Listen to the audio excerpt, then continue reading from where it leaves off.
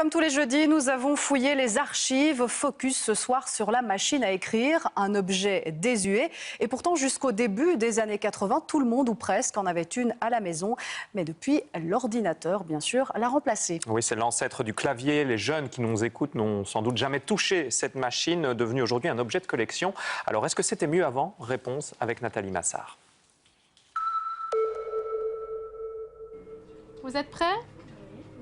Donc la nouvelle lettre, c'est avec le petit doigt de la main gauche. On va remonter du 1 vers le 2. Droite. Cours de bureautique et d'apprentissage de frappe à l'aveugle à des jeunes droite. très concentrés. P. R. Au début, je trouvais ça difficile. Je pensais que j'écrivais plus vite avec normalement. Mais après, quand on apprend avec les bons doigts, je trouve qu'on écrit plus vite comme ça. 1886 et la fin de la guerre américaine de sécession signe l'apparition sur le marché de la première véritable machine à écrire, une Remington, actionnée comme une machine à coudre avec un pédalier. Inimaginable à notre époque, c'est que l'écriture était invisible. Donc il fallait avoir tapé toute une feuille, on ne voyait absolument rien, et c'est quand la feuille sortait de la machine qu'on pouvait s'apercevoir qu'on avait fait de nombreuses fautes peut-être et qu'il fallait recommencer. Heureusement, la technique évolue vite grâce à l'électricité ou l'électronique et aide les femmes à s'émanciper. Par centaines de milliers, elles prennent le chemin des bureaux et deviennent dactylographes.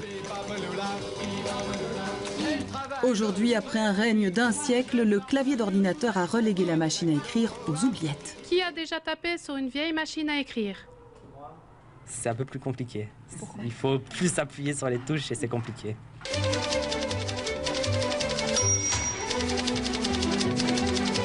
C'est vrai que la machine à écrire, c'était plus difficile parce qu'il fallait bien enfoncer les touches, ne pas bloquer, ni quoi que ce soit. Maintenant, ils ont beaucoup plus de facilité. Ils ont la correction et la visualisation de suite à l'écran. Et ils peuvent travailler systématiquement, directement et envoyer leurs produits finis directement. L'outil a changé, mais les méthodes d'apprentissage restent les mêmes. Dans cette école, c'est sans cache. Je ne cache pas le clavier ici, simplement les étudiants doivent regarder leur écran sur lequel est reproduit un clavier numérique. Donc ils le voient, mais sans regarder leurs doigts. Le but est vraiment de programmer les doigts au niveau du cerveau pour que les doigts partent tout seuls par rapport à certaines lettres. Et pour les secrétaires nouvelle génération, l'émancipation continue. On devient vite le bras droit de son patron et on peut faire pas mal de choses pour lui, ce qu'on ne faisait pas avant, vu qu'on ne faisait que taper les courriers qu'on nous donnait à taper. Le clavier d'ordinateur n'est qu'un outil là où la machine à écrire était indispensable à la secrétaire. Une évolution radicale, mais unanimement appréciée. Nous qui avons pratiqué ce métier, nous pouvons dire qu'à l'heure actuelle, c'est fantastique. Et que par rapport à ce qui a existé précédemment, nous sommes pour l'évolution. On nous remettrait sur une vieille machine, je crois que nous dirions non.